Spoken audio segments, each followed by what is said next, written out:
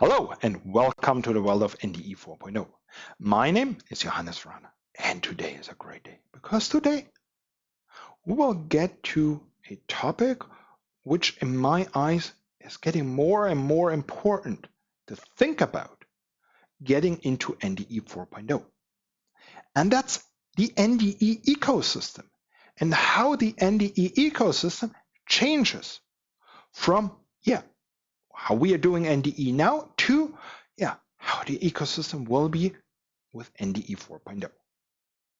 So we will start talking about the different stakeholders we have in the NDE ecosystem. We will then get into different value chains we have within the NDE ecosystem. And we will get to the point how NDE 4.0 with its cyber-physical loops can actually help can help the stakeholders, help the value chains to actually create more out of the NDE data.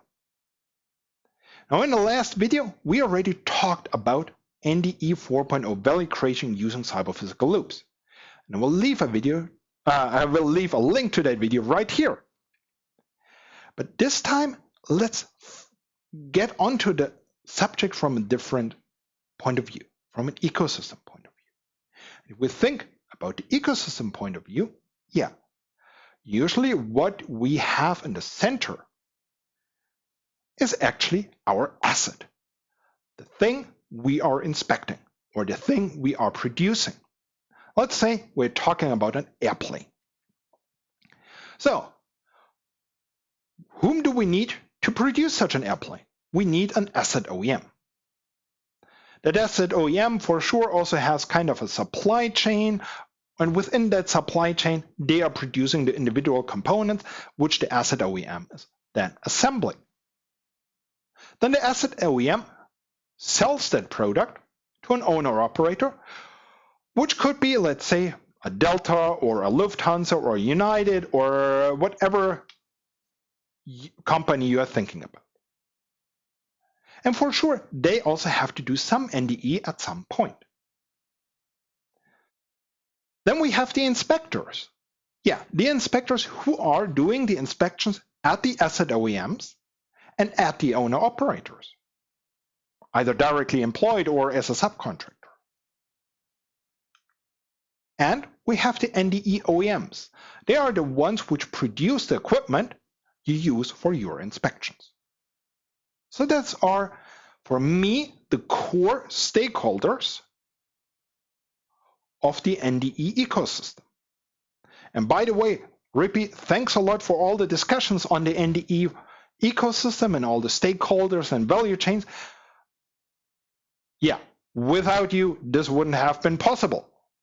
And at the end, you will find a link actually to the paper the two of us wrote about exactly this topic.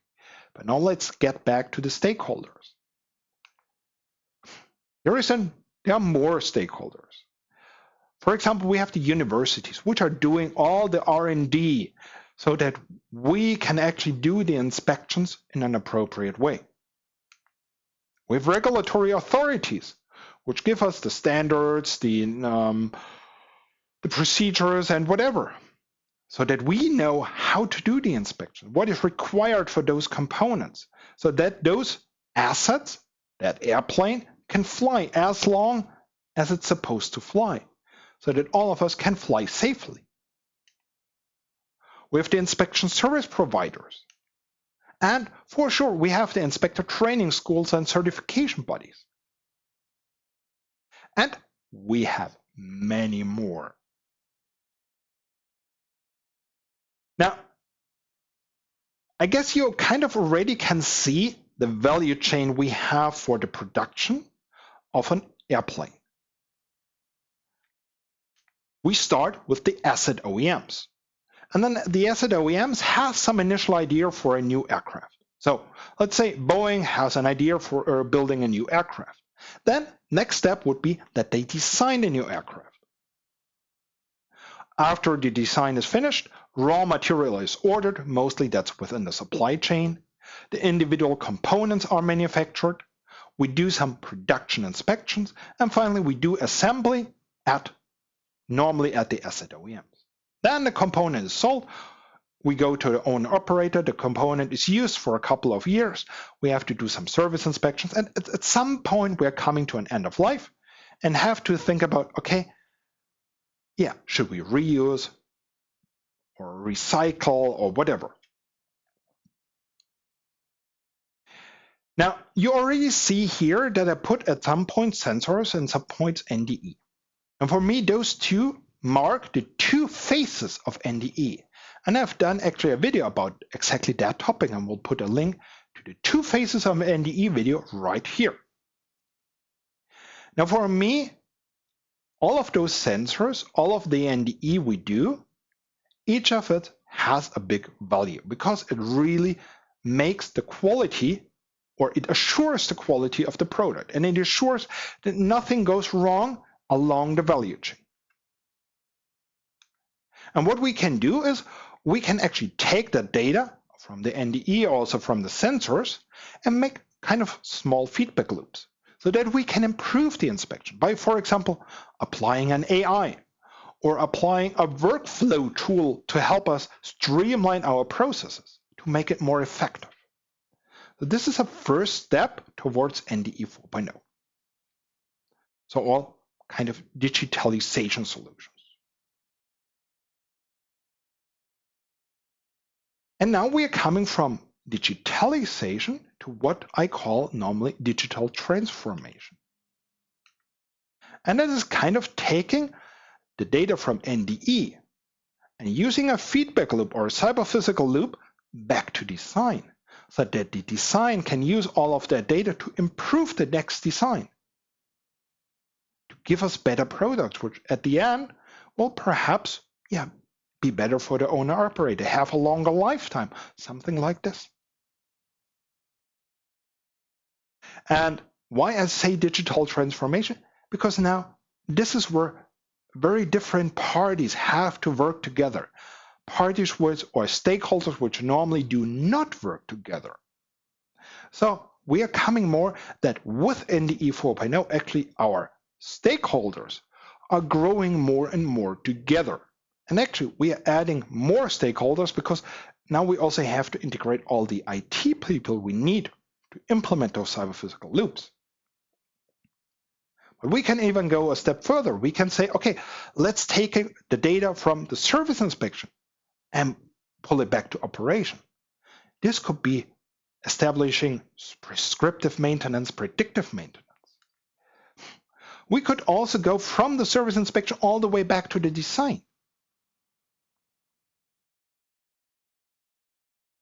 Now, so far so good. What we already have here is, number one, we must connect different groups. Number two, the owner operators and the asset OEMs are usually two different companies. So we have to transfer data from one company to a different company. And they have to have trust so that they really enable those data transfers so that finally the owner operator can get a better product. Now, in the last video where we talked about the value, we talked a lot about this value stream. But there are more such value streams. There is, for example, a value stream for the production and design of NDE equipment. So let's say you have an idea for a new ultrasonic instrument, like a very small handheld device which you can connect to your cell phone or something like that. Then you design that instrument. You go into procuring all those components you need for that instrument. For example, all those small electronic components you need, or the display, or the attenuator, or whatever. And that instrument is assembled. So I guess you can already see the similarity between the asset OEMs and the NDE OEMs. Then the NDE OEMs sell those components, and they sell it to the inspection services. And you as an inspector, you are the ones using them. So you are, if you think about it, you are the owner operator of the NDE equipment. And you use that equipment. And after a couple of years, or perhaps even after 1 year, you have to send in your instrument for recalibration. And then, once we did the recalibration, you can go back to the operation. And after some time, again, we have to think about some end of life. Now, I think all of us would like to have improved instruments. And what do NDE OEMs need? They need our experience as inspectors. And currently they get it by some exhibitions where they talk to all of us and we tell them, oh, your instrument always breaks down at a certain point. Or if you do this and this, then your instrument breaks down. It's a very indirect, a very slow process of product improvement. And we could make that a lot quicker. Yeah, this is the normal thing we do, the small feedback loops where we talk to the people. But we could take actually the data from your inspections, all the error codes which the instruments are producing, all whatever is going wrong. Perhaps you could have a UI where you can put in something which is not working, and that could be a feedback to the NDE OEMs. And from all kinds of different inspections. That would mean we get better instruments. But again, this now means that we not only have to cross company borders, but we also have to cross different value chains. Now, recalibration. Recalibration, I have to send in my instrument once a year. The instrument is gone for about 2 or 3 weeks, perhaps even 6 weeks, sometimes even longer, and I can do a single inspection with that. That's a lot of money which is in there. But actually, if you think about it, you do a calibration of your ultrasonic probe about a couple of times a day, or doesn't matter which method, you are doing some sort of calibration multiple times. Now, if you would implement something into the instrument, that the instrument is tracking all your calibrations, you could actually use it for a statistical evaluation. And if you see that your instrument has some issues, that your calibration process is not running as smoothly as it was supposed to, and perhaps you also implement some internal tests within the instrument, then you could say, okay, I know that my instrument will not break down now, or it is still working appropriately. So perhaps by knowing that, I don't have to send it in for recalibration. I could do a predictive recalibration process where I can say, okay, based on the data I have seen today, I can push out the recalibration in 2 years that I have to send it back. I think that would help all of us. And we can use cyber-physical loops.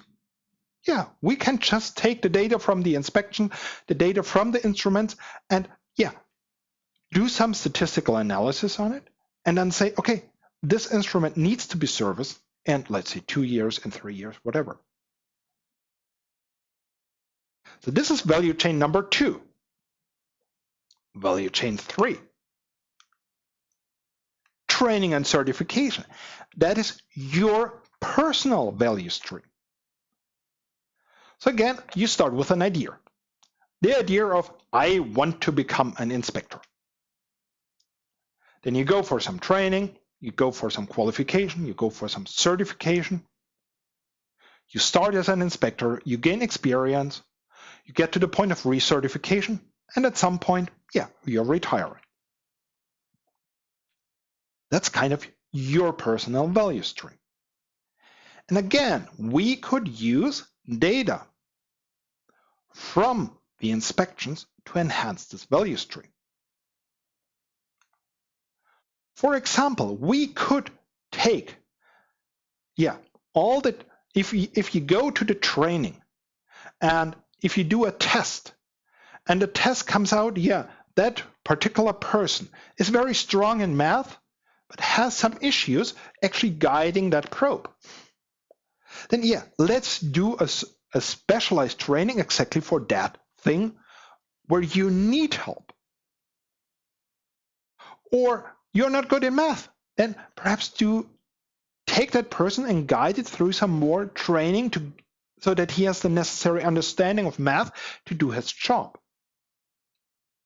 And best way if that would already be done automatically, perhaps even already during the training phase.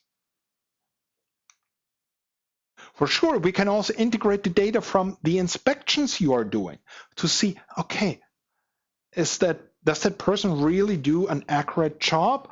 Yeah. And perhaps if you are doing a really good job already, if you did 2 days of training and you can do everything you need to do, then why spend another 4 weeks in a training class if you know your things?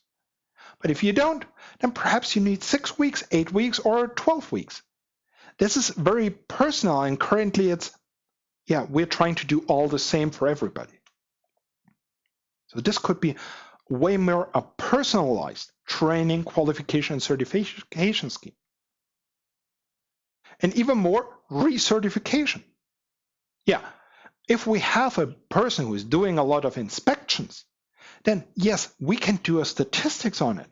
And then we know, yeah, that inspector, he has now done 5 years of an inspection job, but he really knows it. So why send him back to recertification? Why spend a lot of money of recertifying him? But if we see that a certain inspector doesn't really know how to do it, then perhaps help him with some additional training so that he can get really up to the point where he needs to be. So this is really about personalization. This is also, we could even say this could be a predictive re-certification or prescriptive re-certification. Now I showed you 3 of those value chains. The one for the asset, the one for the NDE OEMs, and the one for training and certification. And there are more. There is, for example, an R&D value chain. There is a standardization value chain, and all of them can provide value. They can provide insight into the processes, and we can make those value streams easier, more straightforward. And we have talked about all of those value streams here in this paper, which is called the Cyber-Physical Loops as Drivers of Value Generation or Value Creation in NDE 4.0. And you find that link to that paper right here. Now, thank you for watching. If you have any comments, if you have any questions, feel free to write them down here in the comment section. Next time, we will finally get into digital twins. For me, digital twins are kind of the heart of the cyber-physical loops of Industry 4.0 because they are really the ones which create the value or the knowledge. So I'm really looking forward to do those videos, and they will most likely start somewhere in October, those videos about digital twins. As usual, you will find more information in the description. I hope you like this video. I hope you subscribe to this channel. I hope you give me a thumbs up. I hope I will see you soon. So thank you for watching. See you soon. Thank you and bye.